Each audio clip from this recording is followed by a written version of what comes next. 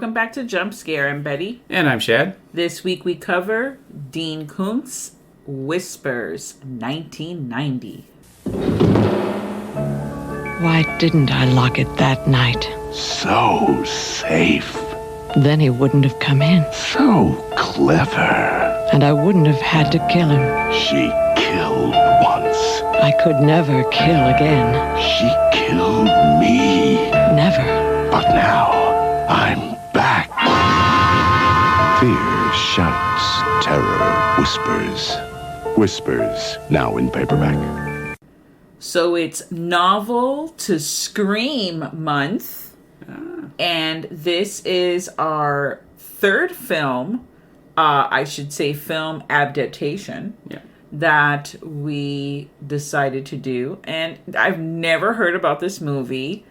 Obviously, if you have listened to, I would say probably the beginning of our podcast, like the history of our podcast, you would know that Shad is an avid reader. I used to be an avid reader for a really long time, but I'm really picky and mostly children's literature because that was where I worked for a really long time. But you actually read this novel. Yes, a long time ago. And you suggested this film. And I was like, oh no. And then I found out Chris Sarandon was in it. And I was like, sold, bitch. I'm there. I don't care. He's in the movie. I'm going to watch the movie.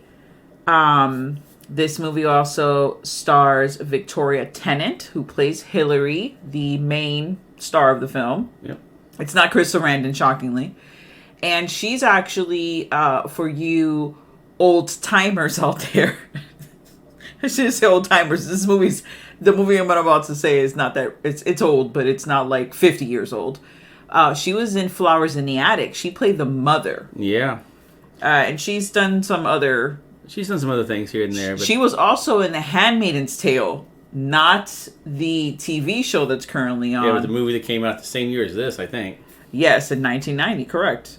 So she was a little hottie, you know. Hot meaning people wanted her to be in their movies. And of course, we know Chris Sarandon has been in a ton of shit. We know everything he's been in, from Fright Night to Child's Play to everything in between. One of my favorite films ever made. Fright Night, not Child's Play.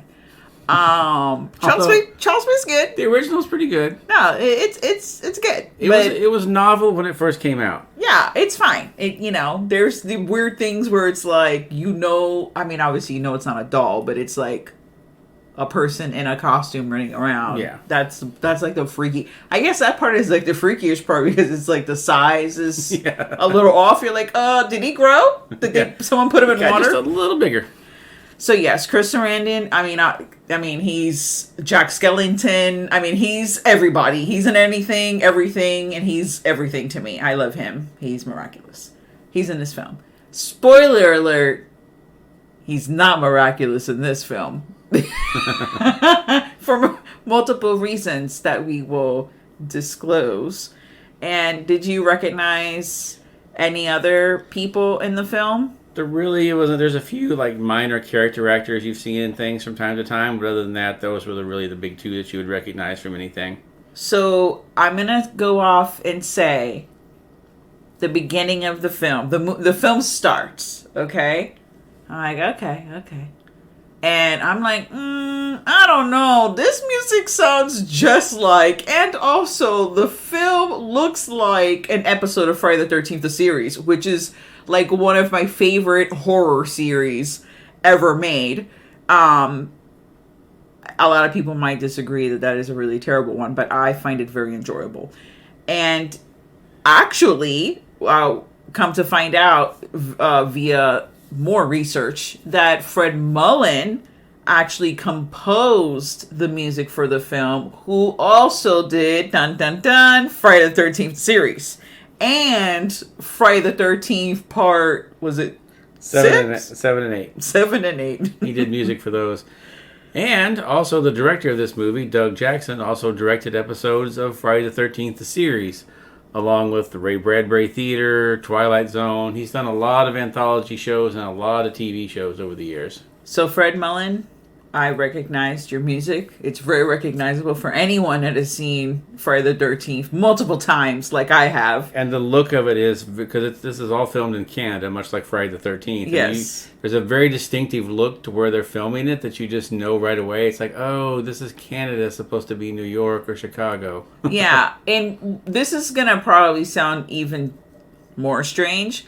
It wasn't so much the area that they filmed it in. It was like the film used, the camera that they used. It's just, it reminds me, also, this is going to be like way left field. Also looks like Degrassi, like the original Degrassi, which is also a Canadian. So it has like a specific style. So the movie is about a woman who is attacked by a psychopathic killer. And she kills him. Yep. And he decides, yeah, I'm not going to stay dead. I'm going to keep coming after you. And she kills him. I feel like she kills him like 29 times in the movie. She kills him. She fights him a lot. I was actually very surprised, for it being 1990, that the woman was like freaking no holds bar, like, I'm gonna beat. I mean, she's not like, she's like an average sized woman. This is a big dude. Yeah, but she doesn't hold back. She's kicking, fighting, stabbing. She goes after him. She doesn't just, hide in the corner and scream. Yeah, also they did a lot of actually they did a lot of things in this film that I had not seen for movies in that time frame. Another thing they had, besides the fact that she fights him and she's very ballsy with her killer, she also does something where when she kills him, this happens, if anyone of you have ever watched a horror film or any movie where there's people fighting and then they kill the person and you're like, oh, finally they killed him, and then you're like, but shoot him in the head, do something to him or her to freaking get the blow, like, come on, end this person's life. We don't need them coming back, okay? That's what we don't need. She actually shoots after the whole fighting thing. She's, she bludgeons him in the head or whatever. She goes and points the gun at him. And I'm like, oh my God, this bee is gonna shoot this guy. Like, she's gonna kill him. But she shoots to the side of his head, like to the left. She says, to him, I'm going to shoot you in the back of the head just to make sure you're dead. Yep. And then she fires right next to him just to see if he'll flinch or move or anything. And hey, he just lays there quietly. He does, which right there, you should know that he was fucking nuts. Because he does not move, not an eyelash batted, okay?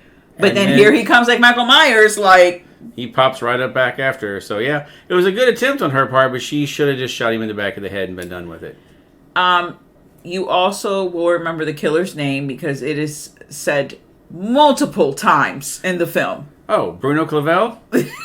Yes, Bruno Clavel. She knows her assailant. And here comes Chris Sarandon, who's playing Tony, and, the other cop guy, which I forgot what his name is, his partner. Man, is his partner ever the stereotypical 80s... misogynistic, racist, like everything bad. Every kind of ism, this guy has it.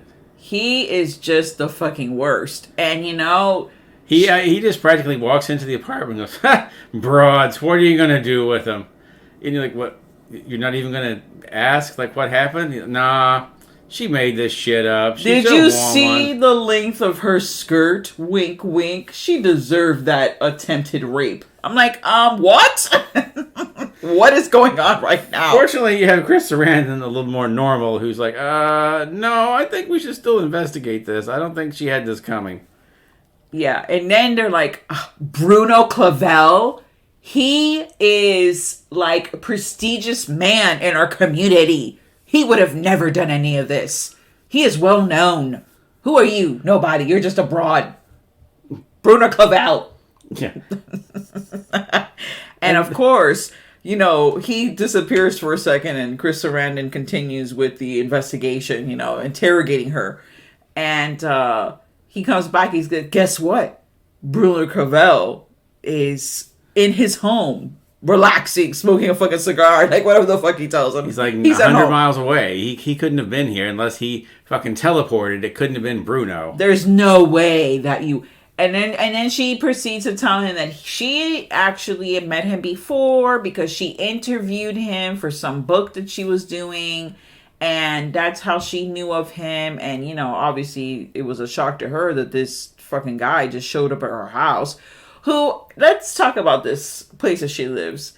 It's an abandoned art loft. Like, what the fuck is it? Because it's one of those strange apartments they show on movies where, like, you open a door and step right, like, into an elevator, and then take the elevator, and the elevator door just opens right into the apartment.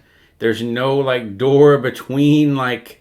No, like, like lobby or anything. You step off the elevator and you're in the apartment. Yeah. Which is weird. I don't think that would be a way I would want to live, because all somebody does is get in the elevator, they just come right up in your apartment. That's just weird. The first, movie that comes to mind that has something, similar to that is Tales from the Dark Side, the Gargoyle story. Yeah. It has that same... Which was probably filmed in Canada. So maybe this is a thing. Maybe this is a thing that happens in Canada and we just don't know about it.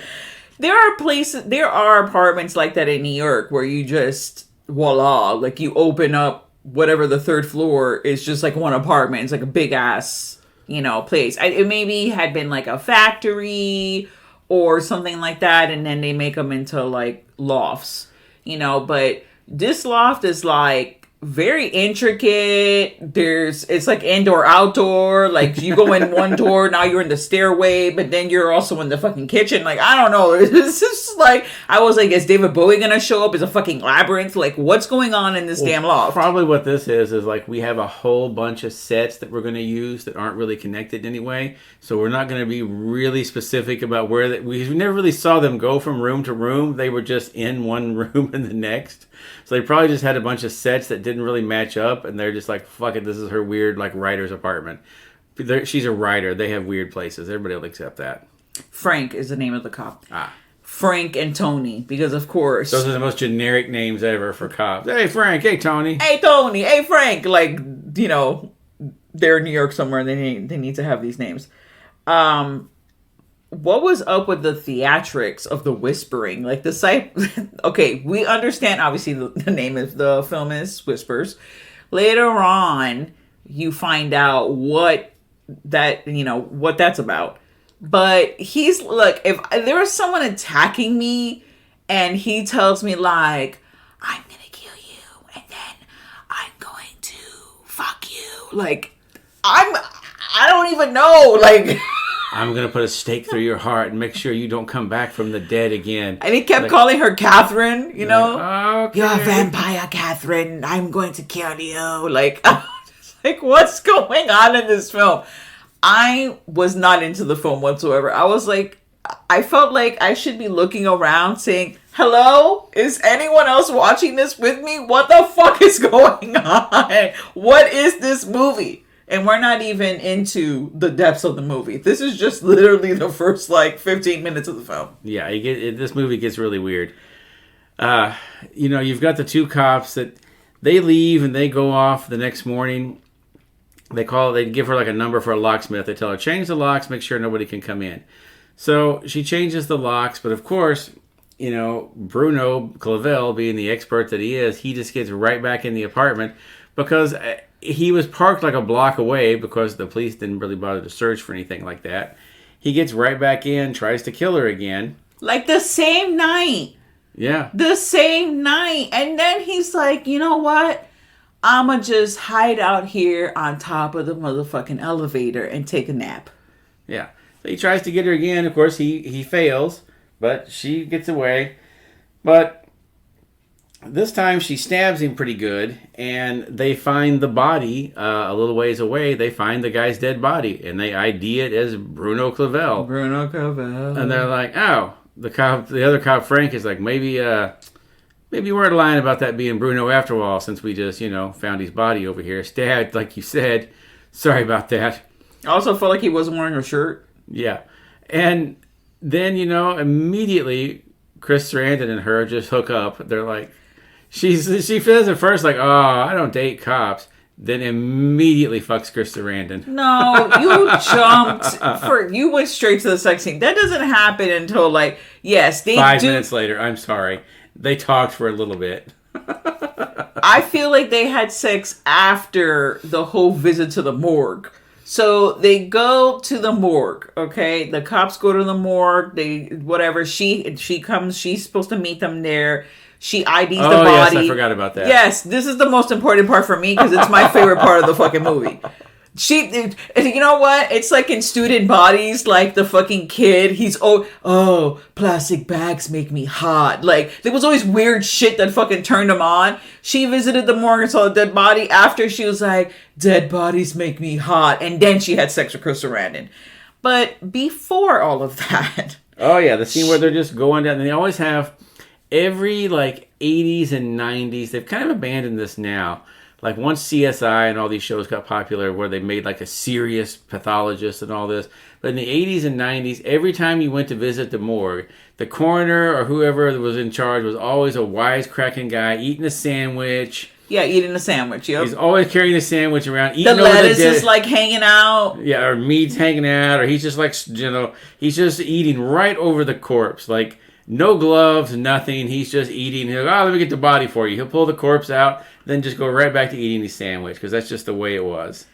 Oh, man. And there's just bodies everywhere. Like, whatever town in Canada this was supposed to be, let me tell you, they are doing a brisk business at the morgue because they were literally lined up in the hallway. They just had stretchers on either side of the hallway with bodies on them. And like, we don't have room for them all.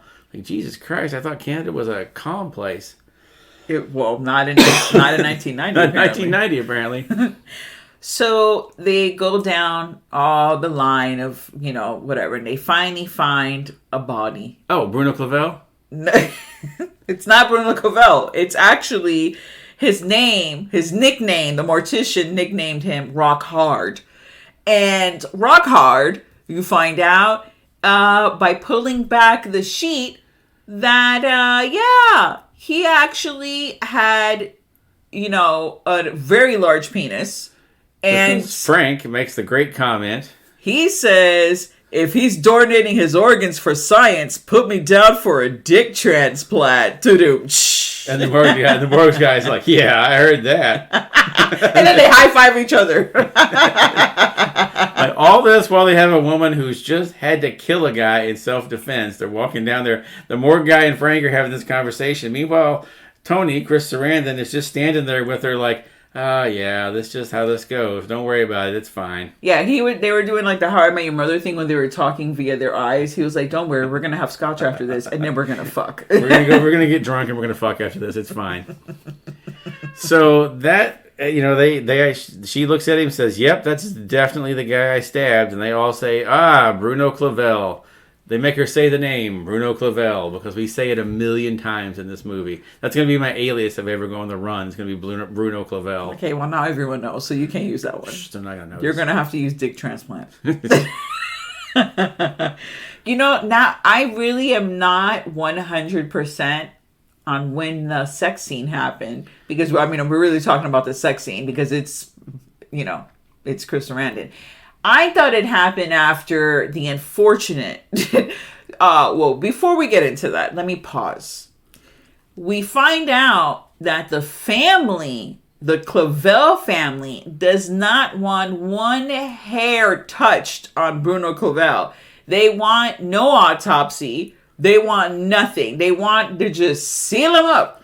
And send him back to the family to be buried. Yeah, send him back to the family. Like, okay. I didn't even think that was a thing you could do. But okay. Well, they have some money. And they tell the funeral home director there at the hometown where he's at, don't do anything to him. Don't open the bag. Do nothing. Just put him, don't dress him, do anything. Just put him in the coffin and we'll have the funeral.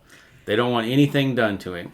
Yeah, and, oh man, that guy. Oh, we'll get to him in a minute. That's my favorite part of the movie because it's so insane. So, yeah, go ahead. Take it. So, yeah, they, while she's, she's with Chris Sarandon, like after Chris Sarandon and her have had sex a couple of times, he decides to go down to the store and get some wine or something. I don't remember what it was. He was going down to the store to get something. Well, while he's gone, Bruno Clavel breaks in again and tries to kill her. She tells Chris Sarandon this, and he's like, I don't know. I'm pretty sure we saw his body. She's like, look, you saw the, like, blood on the doorway where, like, I had stabbed him again, and you know that something's going on here. So she's, like, literally taking a bath. Like, yeah, and he breaks in, tries to kill her. Tells her once more, I'm going to fuck you, and I'm going to kill you, and I'm going to put a stake through your heart. He's very vampire obsessed. So they decide, okay, look, there's obviously something weird going on here, so we're going to go down to where, that's where they find out Bruno's been transferred, because they go to look at the body again, they're like, oh, the body's gone. So they go down to his hometown to look. They go to talk to the funeral director there, because they're like, oh, he handled everything. So they go to talk to him, cut to the inside of the funeral home. There's the funeral director up on top of a woman that's laying on the slab. She's like, you know, a little blue, you know, her lips are blue, skin pale white, bloodless. She's laying there while he's just humping her brains out. He's going to town. And then they keep hollering for him to come up front. And he's like, fine, damn it. And then he gets up, you know, off of her, putting these pants on, says, well, I guess you aren't going anywhere, huh, sweetie? Then she just raises up and goes, yeah, actually I have to go pick my kids up, and it takes a long time to get all this makeup off. Yeah, I was like, look, this is where the movie's going. I'm done watching this movie. Like, I cannot see, like, necrophilia or whatever happening before my fucking eyes. Yeah, they really threw it hard into that, and you thought, oh, God, this guy's really weird. Which he is still really weird, but not as bad as you thought. He just likes to pretend they're dead. He doesn't want to actually have sex with the corpses. Just people who look like them. God, yeah, to go out of your way to, like, have her put makeup on her so she looks dead, or he probably did the makeup himself. Who knows? That's a lot. Go lay in the freezer for a while. It'll be fine. Oh, okay. So, this is where you get into the really creepy stuff of the movie, and you find out that, spoiler alert, if you don't want to know the secrets of Whispers, it's been out for 30 years and the book's out for 40 years. The reason that the Bruno comes back from the dead is that he didn't come back from the dead. He has an identical twin. And not only are they identical twins, they were the product of incest from their mother. Their father was her father. Ew. Yeah, and this is a little like The Changeling, you know, where they faked like a birth and everything in that movie, or they swapped a kid. Mm-hmm. That's kind of what happens in this one, that he has the daughter tell everyone that she's going to adopt her college friend who's died. She's going to adopt her baby. So she goes and has birth secretly in a whorehouse, and they're like, oh shit, you had twins. What are we going to do? So instead of just, these people, you know, they're committing incest and doing all kinds of other shit, you thought they would have just killed one of them, but no. She takes them both home, and she decides to raise them, but make them pretend to be one person. They have to do everything exactly the same. So I guess one gets a few days outside, then has to come back in. The other one does it. They have to act exactly the same at all times. And when they don't, excuse me, she locks them in the cellar, where they get surrounded by all the beetles that live down there, and the beetles make little whispering noises. And that's why the movie is called Whispers, because the twins are all freaked out by hearing the beetles whisper to them. There you go. There's your ASMR. There's your ASMR. That's me pretending to do a beetle. Portion of the beetle.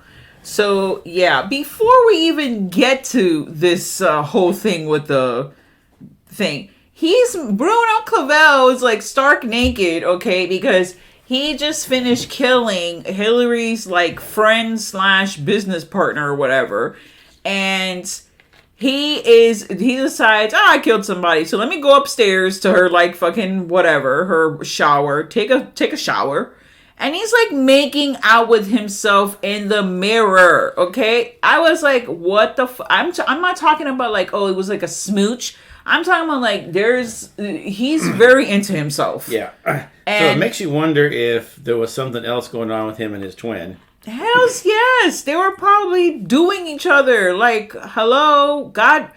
Gosh, who knows? Maybe the mom... Look, yes, okay. Maybe you might have some psychological trauma of, like, being locked up in a, freaking...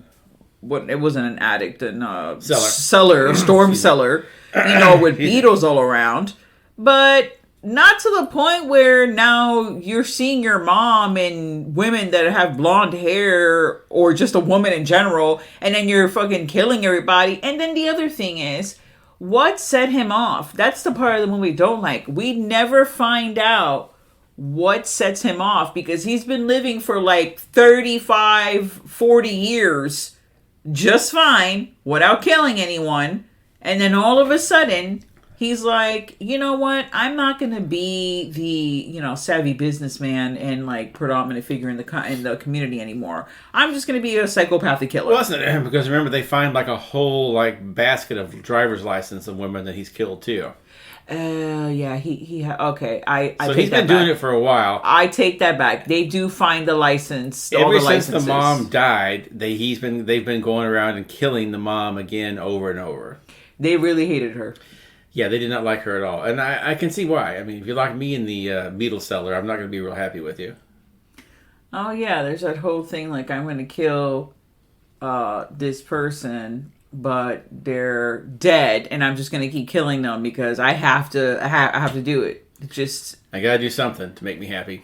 Well, that was not making him happy because then the next scene later on, he's caressing his dead body, and when I mean his dead body, Bruno Clavel, the twin, the second Bruno too. Who's covered. So now we're in major creepy form. Like, okay, you're making out with yourself, fine. You're a psychopathic killer, fine. You're going around whispering fucking weird shit, okay. But now you're in bed, naked, with your brother, who's dead. Also naked, okay? Blue, like the rigor mortis. Shut. Yeah, the eyes are sewn shut. It's gross. And he's like caressing his chest and touching his hair, and I'm like, no.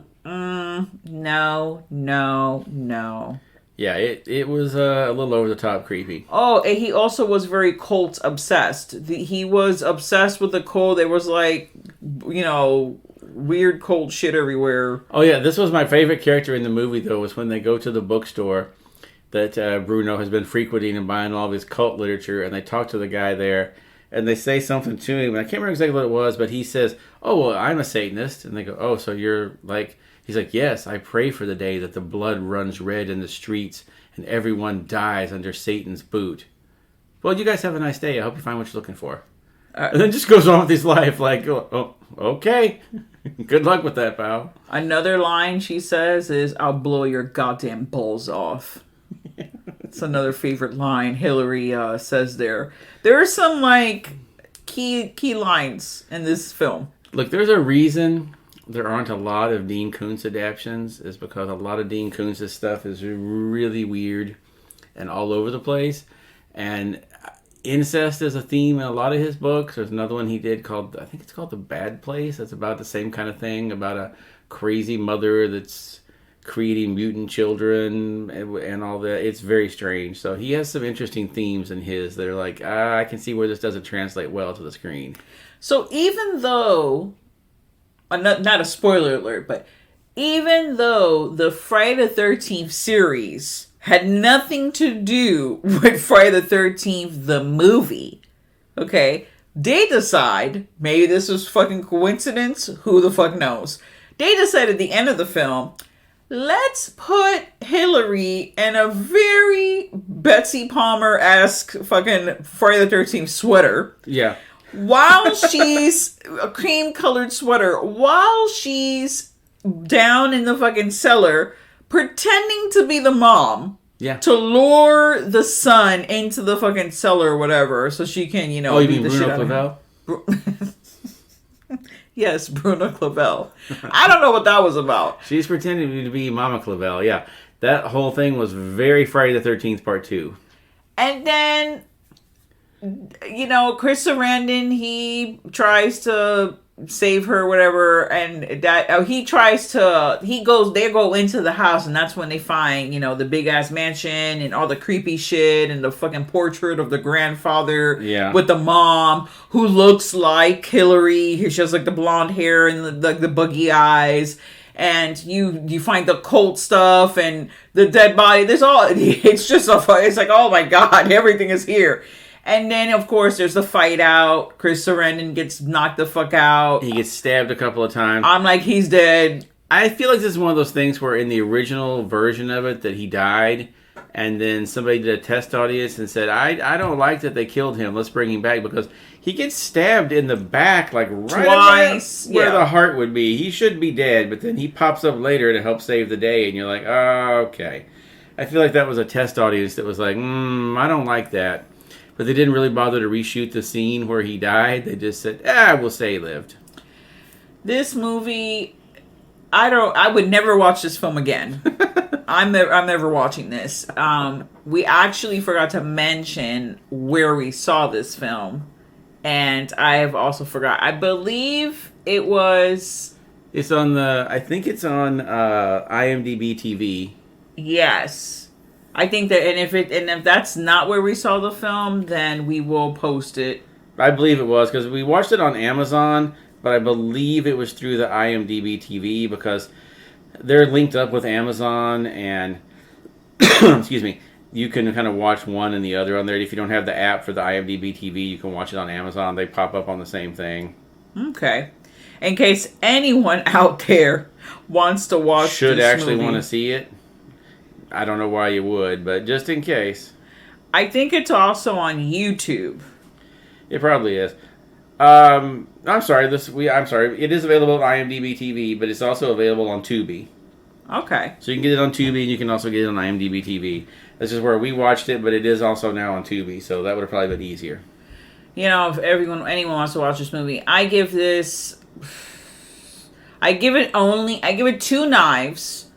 You know what? No. I give it 1.5 knife. Because there are other films I've given 2 knives, and those movies were somewhat better than this one. The movie is not good. It's not a good movie. It is entertaining because they say some crazy shit in the movie, and, some crazy crap happens. I feel like this would have been a pretty good, 1 hour episode of Law and Order. Dum, dum. Yeah, like if it was an hour-long episode of Law and Order or one of those ones like that, it was a little too long, a little too stretched out. They could have got to the point faster. This would have been a decent Law and Order or X-Files episode. Yeah, that would have probably been a pretty decent X-Files if they, where they find out that it's actually twins. Oh, the cats are just trying to kill each other. I know that you said that you read this a long time ago, so you probably couldn't tell me if this is how close the adaptation is. I remember parts of it being, when I watched it, I remember there's parts of it that seemed like they came right out of the book, and then the main thing with all the Dean Koontz things is there's so much that people are thinking in their head, and so you don't get any of that on the movie, of course. But it's basically the same. They just cut down some different things from what I remember. But I read this. I went through a Dean Koontz phase in college where I read just about everything of his and came to the conclusion that there's not a lot of good Dean Koontz stuff. Damn, that's cold-blooded, man.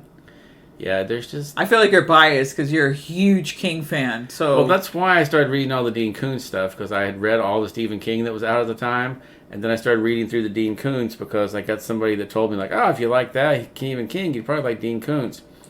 Yeah, not so much. I wish we would have known each other, and then I would have just told you to read John Saul, because that was my favorite horror writer. Before I even read anything...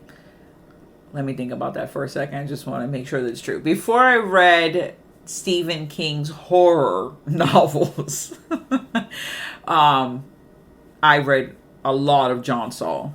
At probably 4 or 5, maybe more. He has a shit ton. But I read enough to know that I really like him and his stuff. And all of his books were... A lot of had to do with children, Yeah. But not in a weird way. Well, depending on the book, but... Well, the thing with the Dean Koontz ones is that, they're basically all the same, structure and plot. There's always a woman that gets in some kind of distress, a cop or ex-soldier or ex-cop that comes in and helps her. They fall in love. They live happily ever after. That's the basic plot of every Dean Koontz book. Well, yeah. Except sometimes as it went on, they switched it. Had it be a guy that's in trouble, and it's a woman ex-cop or ex-military. As times changed a little bit, he started switching it up. But that's pretty much the gist of every Dean Koontz novel. Hillary did live, and so did Chris Sarandon. Yeah. Who knows? Did they live to live happily ever after? Who the fuck knows? Do I care? No, I don't. Yeah, I'll give it 2 knives too, just because, like I said, there's some crazy lines in it and some creepiness. It doesn't shy away from being super creepy. I'll give it that. It is creepy. It does have a creep factor to it. Not so much. I mean, he kills one person. Yeah. Really, in the movie, he That's attempts to kill that one chick many times, but yeah, really, the only person you see killed is the one assistant, and that's it. So yeah, there's not like, bloodbath city. This could, if you cut down the creepiness of it a little bit, this could have very easily been a Lifetime movie. Oh gosh, yeah, I guess that's really not good. Yeah, it could have very easily have been a Lifetime channel movie if you just even now it would be a Lifetime movie. They could just do this as a Lifetime movie. Back in 1990, they would have cut some of the creepiness out of it, but it could have very easily been a Lifetime movie. Okay. Well, thank you for joining us on our novel to Scream series this month. Yeah, I can't wait for next month. I'm like dying for next month to come. But every time October begins, I feel the sadness immediately. Like October 1st, I'm super happy, and then I'm super sad because I know that it's going to be over with a fucking blink of an eye, and then I have to wait another 365 days for it to come again. So, which would be Halloween. So I'm trying to really make it a full Halloween-esque month this month for, my life. And maybe the podcast. Who knows what shenanigans we're going to be up to.